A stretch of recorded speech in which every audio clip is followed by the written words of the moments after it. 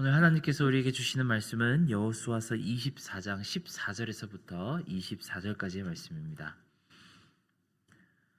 여호수아서 24장 14절에서부터 24절까지의 말씀을 저와 여러분이 한 절씩 교독하시고 마지막 24절을 함께 읽겠습니다. 그러므로 이제 여호와를 경외하며 온전함과 진실함으로 그를 섬기라. 너희의 조상들이 강 저쪽과 애굽에서 섬기던 신들을 치워버리고 여호와만 섬기라. 만일 여호와를 섬기는 것이 너희에게 좋지 않게 보이거든 너희 조상들이 강 저쪽에서 섬기던 신들이든지 또는 너희가 거주하던 땅에 있는 아모리 족속의 신들이든지 너희가 섬길 자를 오늘 택하라. 오직 나와 내 집은 여호와를 섬기겠노라 하니 백성이 대답하여 이르되 우리가 결단코 여호와를 버리고 다른 신들을 섬기기를 하지 아니하오리니 이는 우리 하나님 여호와께서 친히 우리와 우리 조상들을 인도하여 애굽 땅 종 되었던 집에서 올라오게 하시고 우리 목전에서 그 큰 이적들을 행하시고 우리가 행한 모든 길과 우리가 지나온 모든 백성들 중에서 우리를 보호하셨음이며 여호와께서 또 모든 백성들과 이 땅에 거주하던 아모리 족속을 우리 앞에서 쫓아내셨음이라. 그러므로 우리도 여호와를 섬기리니 그는 우리 하나님이시니이다 하니라. 여호수아가 백성들에게 이르되 너희가 여호와를 능히 섬기지 못할 것은 그는 거룩하신 하나님이시요 질투하시는 하나님이시니 너희의 잘못과 죄들을 사하지 아니하실 것임이니라. 만일 너희가 여호와를 버리고 이방신들을 섬기면 너희에게 복을 내리신 후에라도 돌이켜 너희에게 재앙을 내리시고 너희를 멸하시리라 하니 백성이 여호수아에게 말하되 아니니이다. 우리가 여호와를 섬기겠나이다 하는지라. 여호수아가 백성에게 이르되 너희가 여호와를 택하고 그를 섬기리라 하였으니 스스로 증인이 되었느니라 하니 그들이 이르되 우리가 증인이 되었나이다 하더라. 여호수아가 이르되 그러면 이제 너희 중에 있는 이방 신들을 치워버리고 너희의 마음을 이스라엘의 하나님 여호와께로 향하라. 함께 읽겠습니다. 백성이 여호수아에게 말하되 우리 하나님 여호와를 우리가 섬기고 그의 목소리를 우리가 청종하리이다 하는지라. 아멘. 이제 우리는 여호수아서의 마지막 장을 묵상하면서 그가 남긴 이 마지막 말을 통해 하나님의 음성을 우리에게도 전달받고 있습니다. 이제 하나님의 말씀을 잘 순종하면서 영원토록 이 땅에서 행복하게 살 일만 남은 백성들에게 전하는 말씀입니다. 이들은 굉장히 긴 여정을 이제까지 거쳐왔습니다. 이 여정은 어디에서부터 시작되었을까요? 여호수아가 나팔을 불며 요단강 안쪽으로 들어오면서부터 시작되었을까요? 그렇지 않습니다. 그럼 모세가 홍해를 가르고 출애굽을 했을 때부터 시작되었을까요? 이 또한 그렇지 않습니다. 우리는 이 기나긴 여정의 커다란 굴곡점들을 이제까지 많이 살펴봤지만 이 모든 일의 시작은 까마득히 시간을 거슬러 올라가 아브라함이 하나님의 부르심을 받았을 때부터 이 여정이 시작되었음을 알 수 있습니다. 지금 이 말씀을 듣고 있는 백성들의 시점에서 볼 때는 600년도 더 전에 일어난 일이 바로 아브라함을 부르신 일입니다. 이 600년이라는 시간이 살짝 너무 먼 과거라서 우리에게 감이 잘 오지 않을 수가 있는데요. 우리로부터 만약에 600년 전을 본다면 조선이 건국되던 시기가 바로 지금으로부터 600년 전입니다. 그러니 이게 얼마나 긴 시간인지 우리는 대충 짐작해 볼 수 있죠. 아마 아브라함은 하나님께 젖과 꿀이 흐르는 가나안 땅을 전부 그에게 주신다고 하셨을 때 너무나도 실감나지 않는 일이었겠지만 그 일은 이제 실제로 일어났습니다. 그 아름다운 땅에서 셀 수 없이 많은 그 자손들이 행복하게 영원히 이 땅을 누리게 될 것이라는 약속은 아브라함에겐 그저 꿈이나 다름없는 일이었겠지만 오늘 말씀을 듣고 있는 이 사람들에게는 정말 눈앞에 일어난 믿기 힘든 현실이 되었습니다. 이 상황에 여호수아는 너무나도 중요한 질문 한 가지를 백성들에게 던지고 있습니다. 이제까지 애굽에서 그리고 가나안 정복 시기 동안 만난 수많은 이방 신들이 여호와 하나님보다 더 좋아 보이거든 가서 섬기라고 말합니다. 하지만 나와 내 집은 오직 하나님만 섬기리라라고 선포합니다. 하나님이나 우상이나 둘 중 하나만 선택해서 섬기라고 하는 메시지를 담고 있습니다. 그런데 생각해보면 참 이것은 이상한 말입니다. 모세의 때부터 이 가나안 정복이 완전히 여호수아 때 끝나기까지 하나님의 능력 앞에 맞설 수 있었던 이방신은 단 하나도 없었습니다. 이 백성들이 고백하는 말과 같이 하나님의 능력은 아무리 힘있다고 주장하던 온갖 애굽의 신들을 전부 멸하시고 꺾으셨습니다. 10가지 재앙을 곰곰이 살펴보면 하나하나가 다 애굽의 신들과 관련된 재앙들이었습니다. 이스라엘 백성들은 얼마나 맥없이 이 위대한 애굽 신들이 하나님 앞에서 굴복할 수밖에 없었는지를 눈으로 보았던 사람들입니다. 하나님 심판 앞에서 이 신들은 코빼기도 보이지 않았다는 사실을 그들은 기억하고 있습니다. 가나안 족속의 신들도 마찬가지입니다. 그들이 아무리 인신공양을 제사로 바치고 제물을 많이 드려도 여호와 하나님의 군대가 들이닥칠 땐 그들의 낌새조차 보이지 않았던 것이 바로 가나안의 우상들이었습니다. 그러니 여호수아가 하는 말은 이미 답이 정해져 있는 요구에 불과했습니다. 여호와 하나님 같은 분은 없으니 그 말씀을 잘 순종하고 오직 하나님을 섬기도록 맹세하는 것 말고는 다른 선택지가 이 백성들에게 주어지지 않았습니다. 이 백성들은 그래서 영원히 하나님만 섬기겠다고 굳건히 맹세하며 여호수아의 말에 화답하는 장면이 오늘 말씀 속에 담겨 있습니다. 정말 감동스럽고 영광스러운 순간이 오늘 말씀 안에 담겨 있다고 볼 수 있는 것이죠. 그런데 여기에서 나타나는 성경의 아이러니가 있습니다. 우리가 지난 2025년 11월 12월 2달 동안 여호수아서를 묵상하면서 하나님이 이루신 그 놀라운 일들을 계속 묵상했습니다.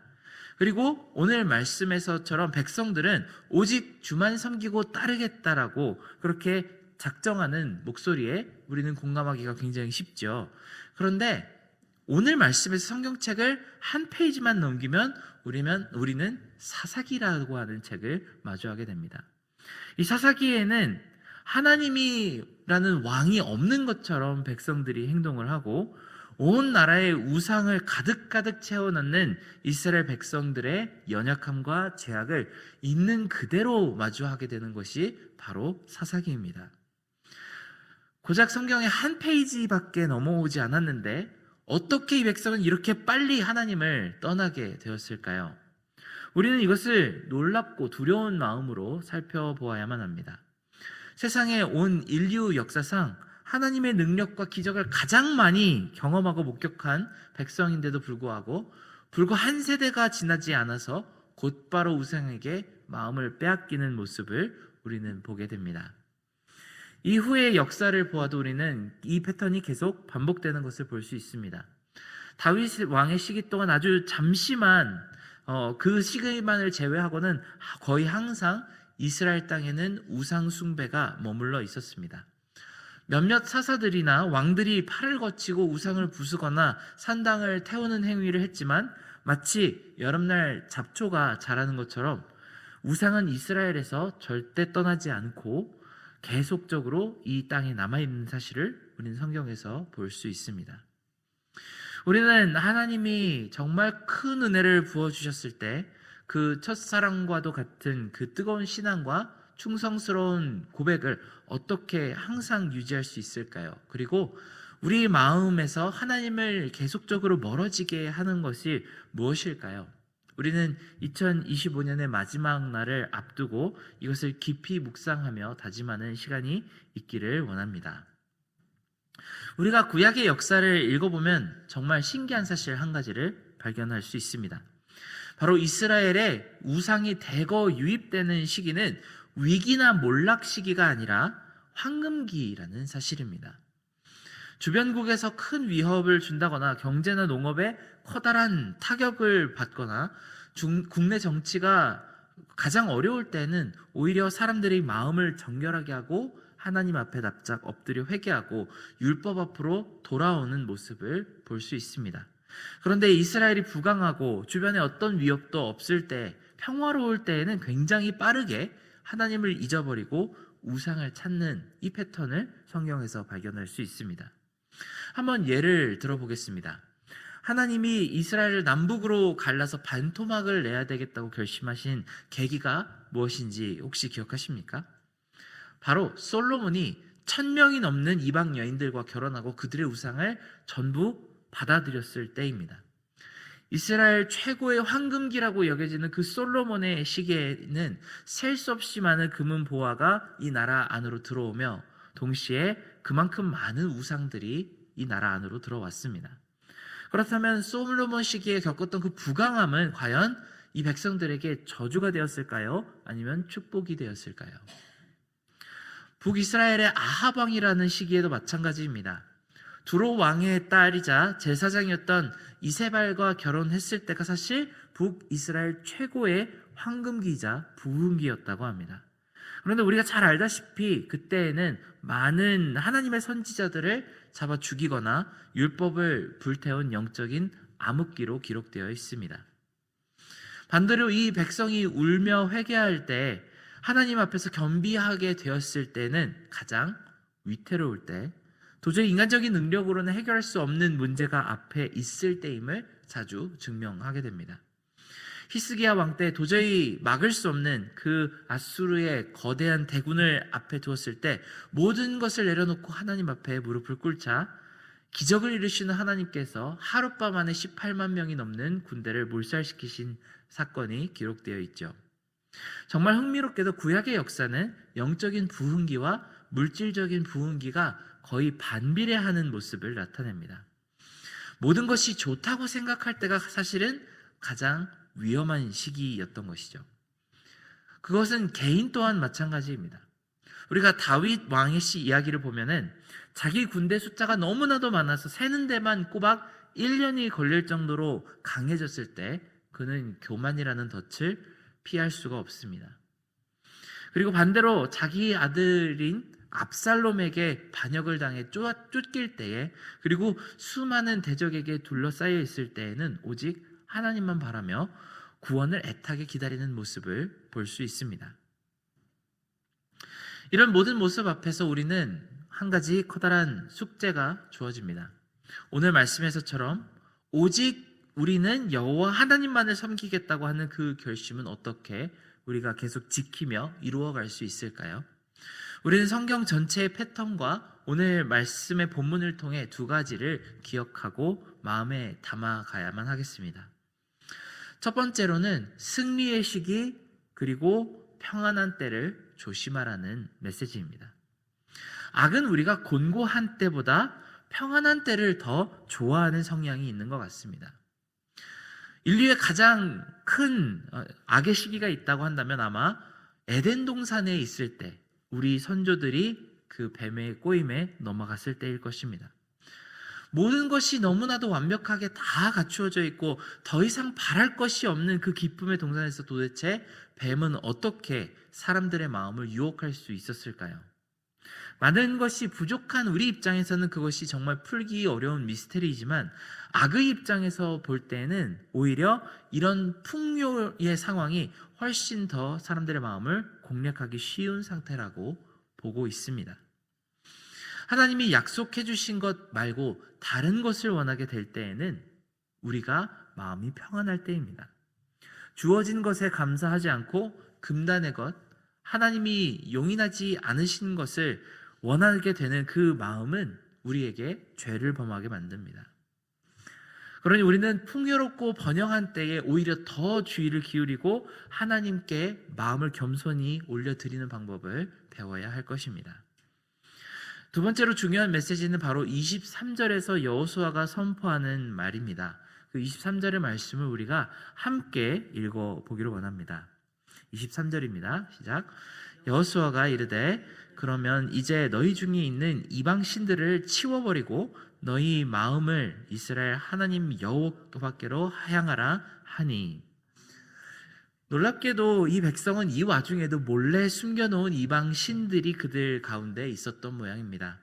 솔직히 말해서 우리는 어떤 때에도 완벽하게 우상을 우리 마음속에서 제거하기는 참 힘듭니다. 우리는 여전히 죄성을 지니고 있는 사람들이라서 그렇습니다. 여호수아는 이제 이런 이방 신들을 전부 다 치워버리고 오직 마음을 하나님께로만 향하라고 권고하고 있습니다. 우리는 이 말씀을 다시 한번 곰곰이 묵상하며 고민하는 마음으로 우리 스스로의 심령을 한번 살펴보아야만 하겠습니다. 만일 우리 스스로 이방 신들을 치워버리지 않는다고 하면 하나님께서 언젠가 직접 치워주실 것이기 때문입니다.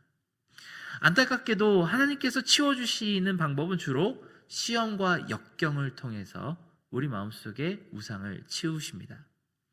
하나님은 우리 마음속에서 올바른 자리를 얻으시기 위해 고통을 사용하기 주저하지 않으십니다. 이 세상의 많은 부산물들과 모든 그 풍요로움들이 다 소용없다는 것을 알고 버린 후에 하나님만 남을 때까지 하나님은 고난을 얼마든지 유연하고도 적절하게 잘 사용하시는 하나님이십니다. 이런 시기가 우리에게 즐거운 일은 아니겠지만 그것이 하나님께서 우리를 사랑하시는 방법 중에 하나입니다. 2026년에 새롭게 우리에게 주어진 그 시간을 마주하기에 앞서서 우리는 다시 한번 우리 우선순위를 하나님 앞으로 드리는 정돈의 시간을 가지기를 원합니다.